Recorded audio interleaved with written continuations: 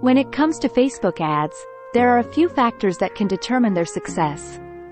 Firstly, the target audience must be well-defined and specific to the product or service being advertised. It's also important to use eye-catching visuals, such as high-quality images or videos, to grab the viewer's attention. The ad copy should be written in a way that resonates with the target audience and clearly communicates the value proposition. Using social proof, such as customer testimonials or ratings, reviews, can also increase the effectiveness of the ad. Another strategy is to create a sense of urgency by including a limited-time offer or promotion. A/B testing can help determine which ad variants perform best, so it's important to continuously test and iterate.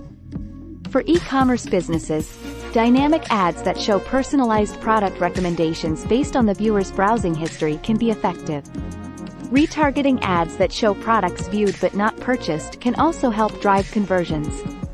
When it comes to ad placement, mobile newsfeed ads tend to have higher click-through rates than desktop ads. It's also important to consider the Facebook ad placement options, such as Audience Network or Instagram, and choose the platforms that best align with the target audience. Finally, regularly monitoring and analyzing ad performance data can provide insights into what's working and what's not, allowing for continuous optimization.